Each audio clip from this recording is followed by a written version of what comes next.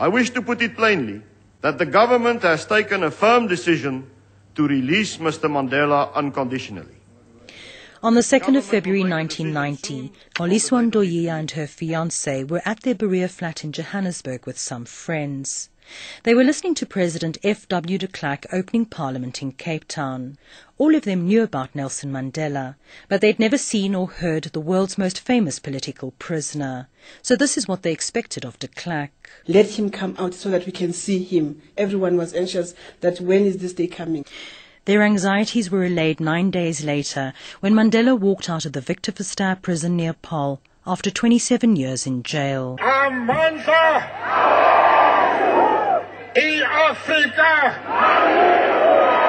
I was really happy. Less than 3 years later, one of Xoliswa Ndoyiya's friends insisted that she should cook for Mandela. She had to go to the ANC's headquarters for security clearance before a bodyguard took her to Mandela's house. I was like, I'm not seeing him. It's not true. And then he called me by my name already, Xoliswa. I believe that you are a good cook. Do you think you can cook our home food? And then I said, yes, I can, Dada. Then you have the job. I couldn't believe it. I couldn't sleep. I was shivering.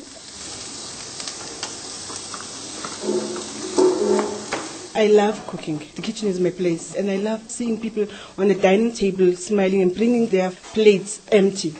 Xoliswa Ndoyiya moved into Mandela's kitchen on the 11th of November 1992. The first meal she made for him was grilled chicken, rice and vegetables. He likes healthy food. He likes his musho, samp and beans. And if it goes by a week or 2 weeks that you don't cook musho, you're changing your menus, he will call me and say, why are you not feeding me musho? And then I'll tell him that I was just trying to take the taste away. So don't take my taste away from me. You cannot take a Xhosa away from his meat. He likes his oxtail. The only thing that he wouldn't like to see on his food is fat. In 1993, at least 5 of Mandela's grandchildren came to live with him. He wanted them close by because he'd been deprived of watching his own children growing up. Ndoyiya describes the Mandelas as a loving family who've always made her feel at home.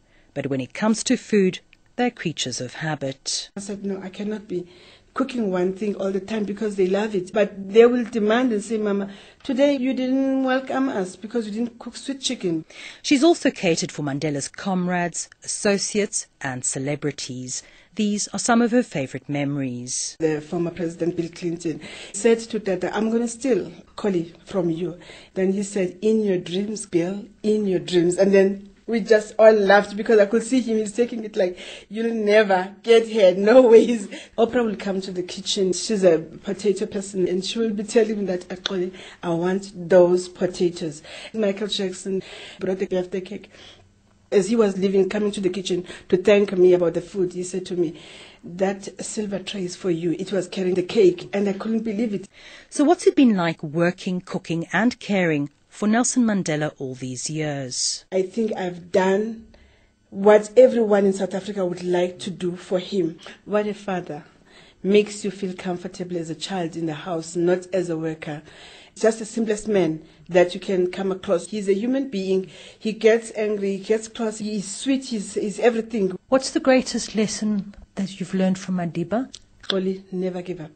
How difficult has it been for you to watch Madiba getting older? We should be happy that he is growing old. He didn't leave us while he was still young. He's a person who will tell us, I don't understand you people. Whenever you think of me when I'm sick or whenever it's happening, you think I'm here to stay forever.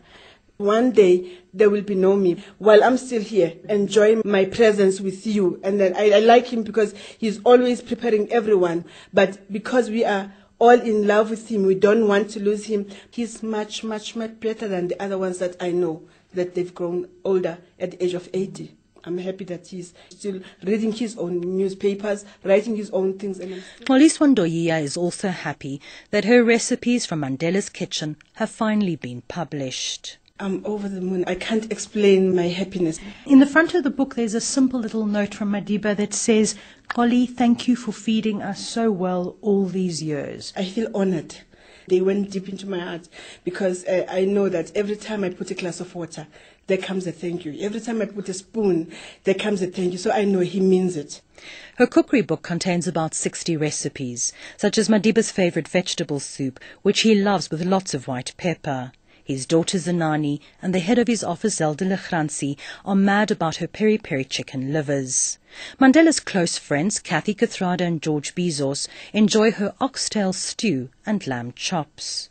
Xoliswa Ndoyiya is indebted to fellow chef Anna Trapido for encouraging her to do the cookery book, which she's dedicated to her 4 children. Thank you, kids. Thank you, family, for understanding my absence, because I've been contributing the life of somebody else that is very important in the world. I'm Angie Kapelianis in Johannesburg.